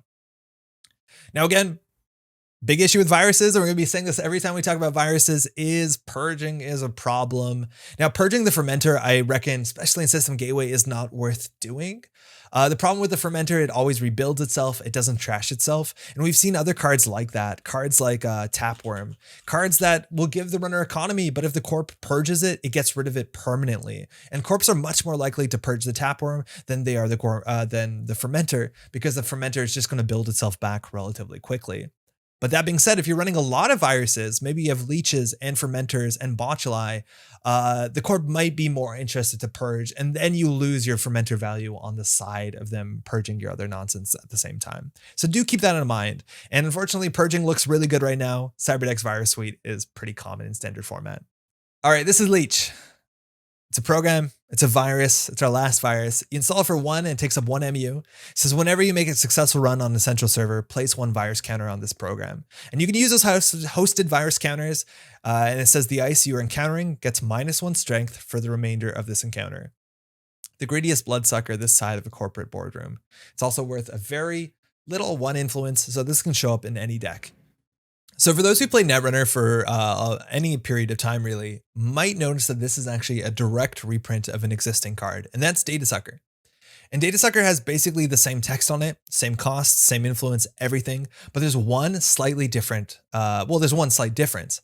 This says rezzed piece of ice currently being encountered has -1 strength. And this just says the ice you are encountering. And the big difference between Data Sucker and Leech is that Data Sucker you can only use on rezzed ice. Interestingly enough, there are some ice that you can encounter that aren't rezzed. Cards like Archangel are a good example. It's a card that if you access an R&D or HQ, the corp can pay 3 credits, and now you're accessing the Archangel. And while this is like a very, very niche thing that I've never actually seen the problem show up, you couldn't Data Sucker to interact with the Archangel because Data Sucker cares about rezzed ice, and our Archangel in R&D isn't rezzed. There's a couple more cards that deal like this, work like this, Chrysalis, Herald, and Sapper. And these are very niche cards that don't see a lot of play in standard play. But that is the only difference between Data Sucker and Leech, is that Leech lets you use the ice counters, the virus counters on any ice, regardless if it's rezzed or not, as long as you're encountering it. All right. If you were struggling with the Archangel, that's a sick change. Otherwise, it is just a direct print of one of the most enduring cards in Netrunner and an incredibly powerful card in Netrunner. And we talked a bit about that when those virus counters that you're getting off of making those central server runs that you plan to do anyways, with like perhaps Loup trying to get in and trash some of the corpse cards, give you these virus counters that when you're dealing with your programs, save you money boosting strength. So at a minimum, each virus counter on Leech is worth generally like a credit. So if I want to use Corroder in outside of System Gateway to break a barrier, each strength I have to spend 1 credit to boost the strength. So now instead of boosting the strength of my Fractor, I can lower the strength of the ice I'm encountering, and basically every virus counter on the Leech is worth 1 credit. And we've seen the extremes here, where sometimes every virus counter on a Leech is worth 3 credits if you need to boost your Buzzsaw up to strength. On the Cleaver, it's 2 credits. And that's a really big deal because, again, Leech doesn't expect you to do anything else than what you were doing anyways. It's easy to install, it's easy to include in any deck at only 1 influence, and it'll just give you value when you're doing the thing that you want to do anyways. As Xayah, you're going to be slamming central servers. You're going to be getting those accesses, getting the Docklands Pass. Why not put a Leech in your deck to be able to get that additional value at the same time? And again, a lot of there's some big ice. It's really hard. Again, we talked about cleavering through a Brawn. As soon as you have 3 virus counters on your Leech, the Brawn seems a lot worse when you're breaking it for 1 credit, sometimes 2 credits. That's amazing. And these sort of things you can attach to any run-based economy. Maybe you want to run a lot on centrals anyways because you have Penny Shaver. Maybe you have Red Team. That's fantastic. So these sort of things in System Gateway, if you find yourself running a heck of a lot and you're playing a more aggressive runner, which I'd recommend you to try doing if you're not anyways, because it's generally a pretty good way to win the game and it's pretty fun, Leech works in those decks so well. And it specifically works well with the Anarch Breakers so that you can get them up to strength because they struggle to do that. Now, outside of Standard, they also get a lot of play, or outside of, System Gateway, they get a lot of play. Again, Amakua is maybe your one program solution to everything, but on its own, it cannot boost its own strength. So pairing this with Data Suckers, or Leech counters, means that you can deal with bigger ice before your Amakua is up to strength. Atman is also a really nice include. This did show up in System Update. With Atman specifically, you could choose different strengths. So you could have an Atman at 0 strength, 2 strength, 4 strength, whatever you want. But Atman can only interact with the ice if it exactly has the same strength as the Atman. So the idea is that you'd use Data Sucker counters classically or Leech counters modernly to adjust the strength of the ice so that your single Atman can get through multiple ice at different strengths. And that's really good when you put down an Atman and it's your only breaker that can deal with everything. Generally, you'd put like 2 Atmans and have 2 Leeches, and that would be your whole breaker suite. That's a lot of fun. Again, I just looked at Data Sucker and like you see how many decks. This is one of the most popular cards in like runner decks for a long time now. You see it's like a 3 of in a lot of these decks. And that's, again, a big part was because we talked about Yogg before, and being able to boost the strength of something that breaks code gates for free is incredibly powerful. But this thing showed up in everything, and it's going to continue to show up in a lot of stuff. Again, one of the big questions in Standard is how fast the format is. If people are rushing out really quickly with HB decks, you might not have time to get this down and then poke central servers and build up enough counters. Also, again, the existence of things like Cyberdeck Sandbox, where purging is a lot more common, means you can't rely on these Leech counters. And modernly, they don't look amazing. But in a lot of metas, Leech or Data Sucker was a very, very potent card, specifically with the Anarch Breaker Suite that deals with things at low strength relatively well. Why not bring everything down to low strength? And talking about more virus support, we got the Cookbook. This is a unique card, which means you can only have 1 installed at a time. It costs a credit. It's a virtual resource, and it says whenever you install a virus program, you may place a virus counter on it. And there's some pretty big flavor text that says it waits on an unlabeled mem strip far below the deepest hab. Angry, desperate souls seek it out, hungry for power to change a brutal world. Once they can stomach no more bitter revenge, they return to that nameless tunnel, the book, a recipe thicker, Heinlein urban legend. And Heinlein, mind you, is a city on the moon in the world of Netrunner. This is really interesting in terms of a lot of stuff. The flavor is really fun. Firstly, we talked about how Loup is a cook specifically, or a chef. I brought this picture up because I thought that was necessary. But also there is something called the Anarchist Cookbook, which is a series of books. I think it's actually only a specific book. There's some other versions that come in series that have been circulated since the 1970s. And this book teaches you how to manufacture explosives or guns or use drugs and a lot of stuff that is classically considered illegal. I think right now in Canada, this book isn't considered illegal. You're allowed to own it, but a lot of times in a lot of countries, I think still modernly owning this book is a crime. So do pay that in mind. It does teach you how to build explosives. So you know, be safe if you, I'm not endorsing that, but yeah, this could be a reference to that as well. This is also some of my favorite art when it comes to System Gateway. Specifically, Cat has this art, and this is a great reference. It's harder to see on this image because this is a bit lower res on Netrunner DB, but all of these little pages, these pop-outs, are viruses of old Netrunner. So this giant whale here, for those who haven't played Netrunner for a while, that is a whale that shows up on every card that has to deal with viruses largely, and that is oh man, what is the whale's name? That's Darwin. I blanked on the name there for a second. There's a bunch of other references here on viruses. You see things like, oh, well, that's the Leech. You have God of War. You have Clot. There's a Medium. There's an Amakua. There's an Exer. And I think there's a couple more. I'm really excited to get this card in my hands to see the high res of the art, but I love that in terms of the flavor.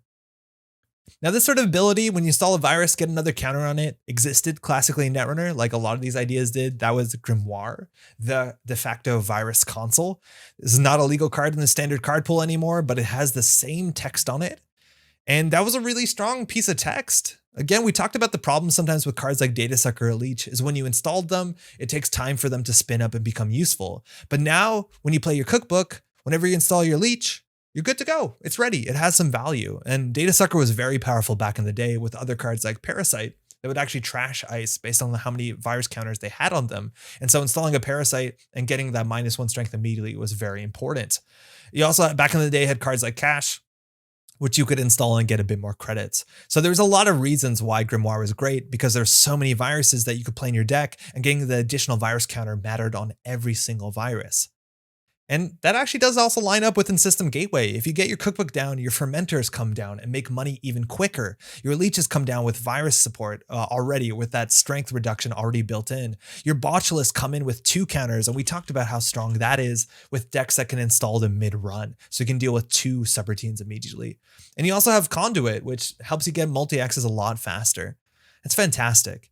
This thing works with just about everything. There's some viruses that don't care about virus counters. There's some viruses that just exist and don't accrue counters, but there's a lot of viruses that care. And within standard, there's a lot of different viruses, and there's just so many reasons why you'd play this in your deck. There's a lot of really fun stuff. I'm a big fan of Gravedigger. Your Amakua gets up to strength sooner. Your God of War gets up to strength sooner. Your Yusuf, your Consume gives you money faster. Your Trip on O kills things faster.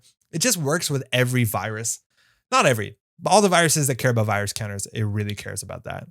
It's 3 influence though, it's worth noting, so it's a bit harder to splash out a faction, but again, if you're playing a lot of viruses, you're a lot of times within Anarch anyways. Now, outside of System Gateway again, Freedom Kamalo, a lot of those viruses we said weren't even in System Gateway, but Freedom Kamalo is the virus identity, and just getting the more virus counters quicker not only is good for the viruses, but is good for Freedom's ability that can cash in those virus counters to destroy things in a kind of carnivore type way. But also, we gotta say it, this Hive Mind deck largely succeeds off the strength of Cookbook. Not only does the Cookbook ensure that the Hive Mind comes in stronger, as soon as you have a single counter on the Hive Mind, which you almost always will in this deck, as soon as you install something like a Tranquilizer, which is in System Gateway, the Cookbook is going to give it 2 counters, and the Hive Mind is going to give its 3rd counter, and it can immediately derez. It's immensely strong. I think if you're playing a deck with a lot of viruses, you'll consider putting 2 Cookbooks into your deck, maybe in some circumstances 3. Maybe that's a lot easier to do in Loup because you can throw out the other versions with Carnivore, the other copies that you don't need. But if you're playing viruses, it is just quintessentially good. What I really like is that sometimes we've seen support cards like this that would come in at 2 or 3 credits, but the 1 credit install in this is so generous, and I love that. Again, a lot of the support cards for other things would be like 2 or 3 credits and, require a bit of setup, but this is great because it can come into effect as soon as the turn you install it, as soon as you install your Fermenter. So it's not a big tempo loss on a card that helps you set up for the late game. That's quite nice. That is all of the Anarch cards in System Gateway. We're going to talk about 2 more neutral cards, but just overarching to talk about everything here. And this is something we saw with the HB cards as well, is I really like the card selection here in terms of describing really well what Anarchs do, and also building cards that work well together, right? In terms of Anarchs, we have that aggression, we have that destruction, we have that sort of fixed strength breaker thing with the Botulus support, we have the viruses. It does so much of what's really core to Anarchs outside of System Gateway, but they compress it into a small 9-card package, and I'm a big fan of that. That's great. It's really good. I'm really stoked to play Anarch here. And again, a lot of these pieces, I think are going to see a lot of play outside of System Gateway. I think Botulus is one of the standouts here. Leech has already been a proven thing. Buzzsaw is pretty meta dependent, and Cookbook and Fermenter are a package that can work well and just about anybody who cares about viruses. At the end of the day, Wildcat Strike is generally a hedge fund, or a sure gamble. Just be careful where you play it. It's good stuff. It's really good. Loup's really fun too to play. I like this a lot. Now we have 2 neutral cards. And these are 2 cards I picked out specifically because I thought they could work or have some reference to Anarch stuff. And I picked 2 cards that had original iterations in old Anarch cards of Netrunner. So let's start here at Overclock. For 1 credit, you have a run event. You place 5 credits on this event, then run any server. You can spend hosted credits during that run. Some flavor text that says after 3815S4 started acting independently, all bets were off, rethreading its own brain chip, even probing our nodes. I had to shut it down. Signed, Linus Lovegood, NBN Novelties and Acquisitions. It was really nice art from Scott Umiga. So this is a card in which you play it for 1 and place 5 credits on this event. Those 5 credits don't come from your credit pool. They come from the bank. So basically you pay 1 to make a run and get 4 free credits at the same time that you can use within the run. Any credits you don't spend on this run, you throw out. And this is a reprinting of one of the strongest Netrunner cards of all time. Quote me how many times I say that. StimHack. We talked about this early at the top of the video. Place 9 credits on StimHack, then run any server. You can use these credits during the run. When the run ends, suffer 1 brain damage, which cannot be prevented. So while StimHack was 9 credits and a run, admittedly you had to take a brain damage, Overclock is 4 credits and a run. That being said, it's neutral and anybody can play it, but StimHack was only 1 influence. And StimHack is just kind of a busted, powerful card. Having 9 credits and a run suddenly out of nowhere means you can contest a lot of stuff. It means if you look like the runner is in absolute dumps in terms of economy, suddenly 9 credits and a run and they're in your remote server is wild. It's really strong. And as a corp, it's really hard to play around. But I'd argue one of the biggest problems with StimHack is the way that it interacted with a lot of cards, even outside of the Anarch faction. And you have to expect this card to show up outside of the Anarch faction because it had 1 influence, which is wild for a card that is so flavorfully and thematically Anarch. And the idea is in Shaper. Shaper has cards like Self-Modifying Code. Shaper has the ability to basically spend credits during a run to produce and install programs from their deck. And a lot of times that's very expensive. If you want to install a big program with self-modifying code, maybe within Golo, you can spend 7 credits. And that's the balancing cost when it comes to self-modifying code. Pull a program out of your deck, but pay a premium for it. And StimHack didn't care about that premium.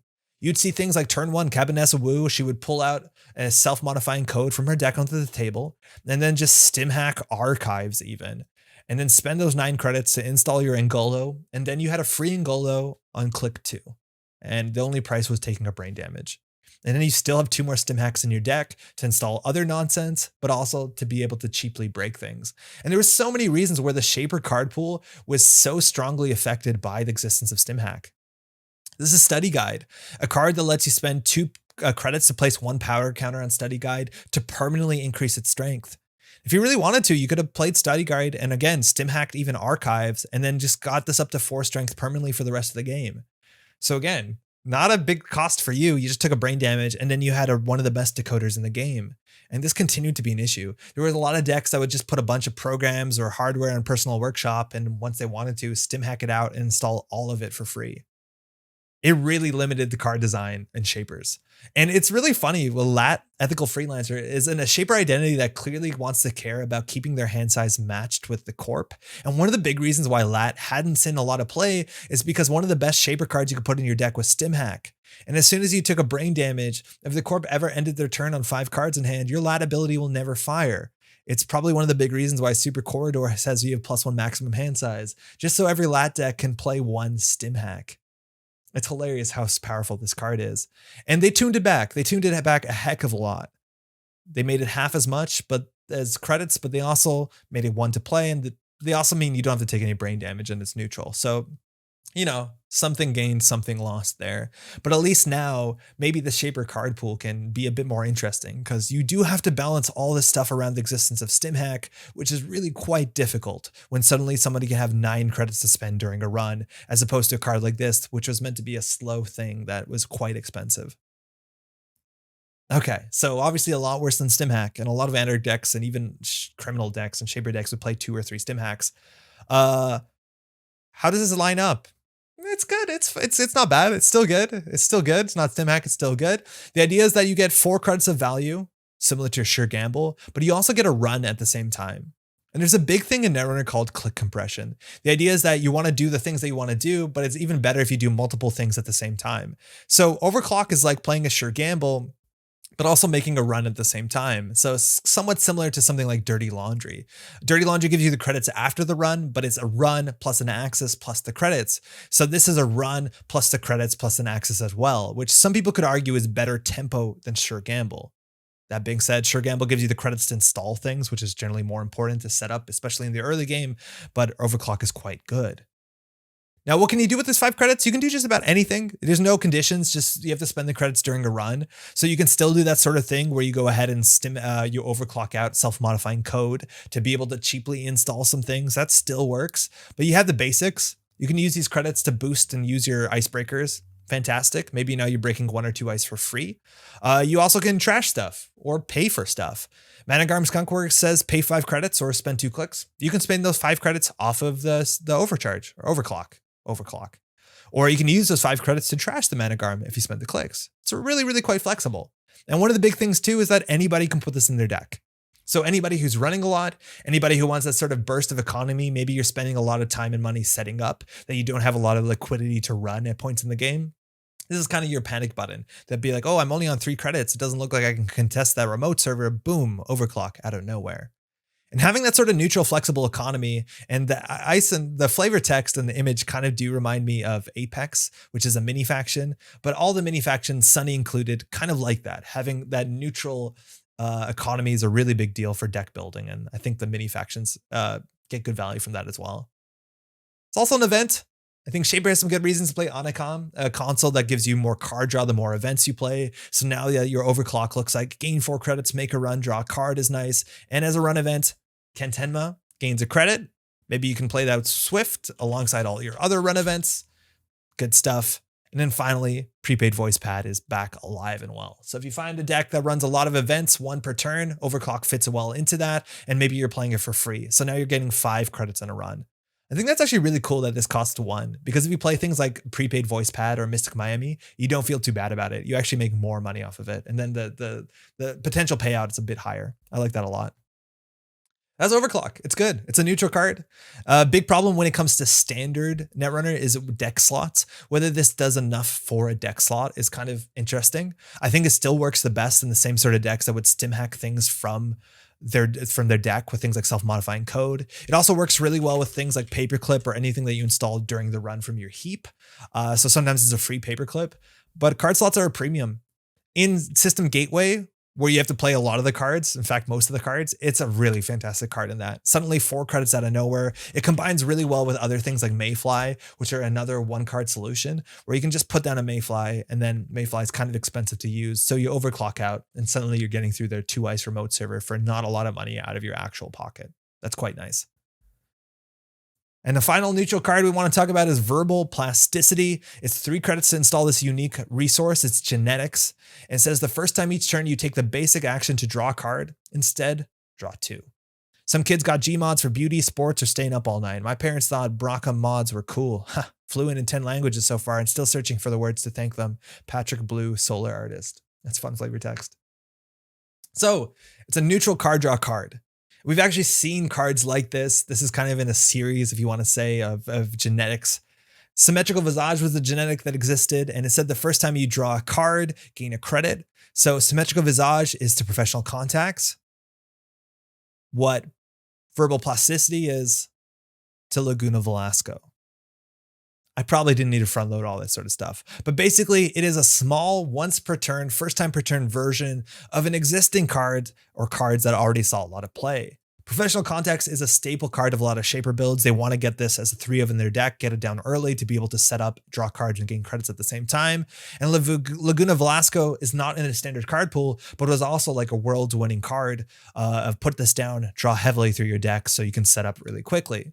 And then we have the smaller versions of them. Symmetrical Visage rotated just recently out of standard, and now we have Verbal Plasticity.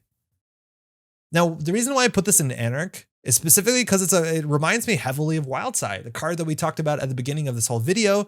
And Wildside says, when your turn begins, draw 2 cards and lose a credit. Sorry, draw 2 cards and lose a click. And Wildside was pretty Anarch on the sort of with the not doing anything in moderation idea. The idea is that at the beginning of your turn, whether you liked it or not, you're going to lose a click and draw 2 cards. And Verbal Plasticity basically does the same idea. It trades a click for 2 cards, but at least gives you the flexibility of when to use it, not only if to use it, which is a lot more flexible than Wildside. Now, Wildside did see a lot of play. It was a really strong card. It did play with another very important card, Adjusted Chronotype, which gave you that click back you lost. So it was a clickless 2 card draw every turn, which is wildly different than Verbal Plasticity. But the question is Verbal Plasticity worth playing?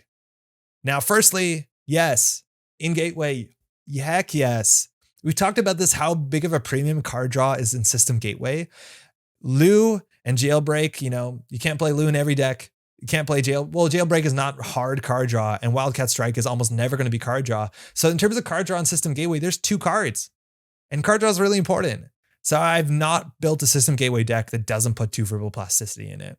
I think there's arguments where you'd want to put 3 because this card is specifically very good on turn 1 or turn 2 in the game because it only has the ability to fire every turn.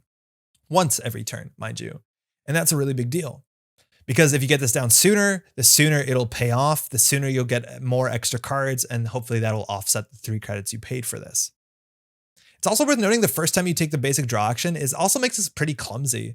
Like say the first turn, a click on your turn, you draw a card, and then you draw the Verbal Plasticity, and then you install the Verbal Plasticity, and then you try and draw a card again for your 3rd click. You won't get the extra card draw. Because that first time is each turn, it's regardless of whether the Verbal Plasticity was installed. That point, you just have to make sure like, oh, I've already drawn this turn. So if I install Verbal Plasticity later on in my turn, it's not going to trigger. It's another good reason why you want this down as soon as possible. Now in Gateway, fantastic. In Standard Card Pool, I have some doubts whether this is going to see any play. And that's a big issue that also plagued Symmetrical Visage. And Symmetrical Visage looks like a very good card, but also didn't see very consistent play. And the big issue is that you need this on turn 1 for this to be quite good. I think Verbal Plasticity is a bit, I don't know. I feel like Visage is even maybe a bit better than Verbal Plasticity because it's a lot cheaper. But you need this down immediately for this to be really good. So right now in standard format, the neutral card draw card that shows up in a lot of decks is Earthrise Hotel. And for 4 credits, which is only 1 more than Verbal Plasticity, you get a neutral resource. It's unique. And basically it says over the next 3 turns, at the start of your turn, draw clicklessly 2 cards. And if you'd ask me about just about any deck, I think I would play Earthrise Hotel in it over Verbal Plasticity outside of System Gateway. And the big reason is that Earthrise Hotel is just so much more forgiving, and it's so much less click dependent, and it's so much less dependent on when you draw it within the game. So that's a big problem with Verbal Plasticity. To get the maximum value out of this, you really need to get it down on turn 1 or turn 2, which also really incentivizes you to put 2 or 3 copies in your deck, which is a bummer. Like in some ways it's great because you ensure that you draw it early, but then the other copies of this are useless. They're dead. There's no point installing them. And maybe that's okay in a Loup deck with Carnivore where you're throwing out extra copies of cards you don't mind, but those extra copy of cards could have just been a better card and you could have still thrown those out with Loup. So that's a problem with Verbal. You need to get this down early for it to be good, and that means you need to play extra copies. And again, to get 6 extra cards from Verbal Plasticity, it's going to take you not only 6 extra turns, but 6 clicks of drawing. And sure, you might be drawing anyways, but it just doesn't pay out as soon as Earthrise. And that's one of the benefits of Earthrise. You pay 4 and it comes down, and there's 2 big differences here. Firstly, the card draw is clickless. So that means you're actually going to begin your turn with 7 cards in hand, right? A lot of the times. And that means without spending a click, you've seen more of your options and you can decide what to do with the most information. And as opposed to Verbal, in which you're probably going to click first turn, click for your first click to draw in the turn, and then you hold the 7 cards in your hand. And that's really good.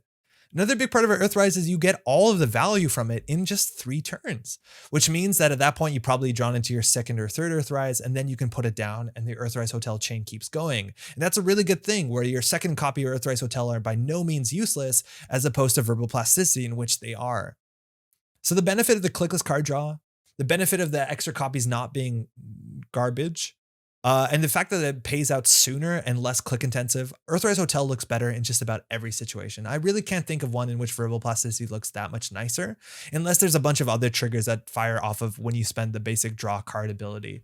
It's also worth knowing this is the first time you take the basic action to draw 1 card, so it doesn't work well with other things like Professional Contacts or anything else that draws you a card. You actually have to spend the basic draw ability as printed on the 8 basic runner actions cards, so that's also a bit of a bummer. But that's kind of the issue here. Verbal Plasticity in Gateway is necessary, but outside of Gateway in standard or startup format, Earthrise Hotel for that sort of slot looks so much better. Now, there are ways to make it more palatable, Verbal Plasticity. If you're playing outside of Gateway, you have cards like Career Fair that let you install it for cheap. For 0 credits, that's a lot nicer. And also, it's another thing that you have access to Class Act. And while Verbal Plasticity makes the Class Act nicer, and if you're drawing once a turn with the Class Act, which you generally want to do, the Verbal Plasticity makes it quite nice, where it's like draw 3 cards, put 1 on the bottom, draw 2. For all the same reasons, though, you could probably put Earthrise Hotel in your deck. So it's a bit of a mixed bag there. Now, this stuff has rotated out, but Verbal Plasticity is a genetic subtype, and we used to have cards like this that will let you trigger your genetics second time a turn, not only the first time a turn. I would say that doesn't even make Verbal Plasticity that exciting. You're now really building your own Laguna Velasco through multi-cards, and that's okay. But I still think in a lot of situations, Earthrise Hotels looks just a lot better in a bigger card pool. That being said, again, in Gateway, it's necessary. In Gateway, it's cool as well because it makes you plan your turn. That's a big theme in System Gateway with a lot of the cards that say like play for your last click and a lot of the play this, you have to do this once a turn thing, or you have to load your counters on this. It's really nice to have a card like this that really encourages a runner to draw early in their turn to see there more options. I like that a lot when it comes to teaching Netrunner. I just think outside of Gateway, it's not a very competitive card, but that's okay. Most of the other ones are. So that's it. That is all of the 11 cards we want to talk about today, all the Anarch stuff and 2 neutrals. Again, System Gateway as an entry point to the game has been so fantastic. And the fact that the sort of the themes and mechanics of Anarch are so clearly depicted within this set of 9 cards, and let alone that these cards are really exciting to play within System Gateway, but also outside of that, if you want to play in Startup, which again, I'd really recommend as your next step if you're playing in System Gateway, but also standard format it's quite nice. Again, there's a lot of stuff we went through. My voice is not holding on too well right now. So if there's other things that we've missed, the sort of cards that you're excited about, the sort of combinations, do let me know in the comments. I read through all that stuff and respond to as much as I can, and it's highly appreciated. But otherwise, we're going to be coming back in hopefully a week with our next part of this review series. Hopefully you're enjoying it. If you have any feedback, again, don't hesitate to let me know. That's all. Keep fighting for a better future there in your nice hairy shoulders with your wolf boy.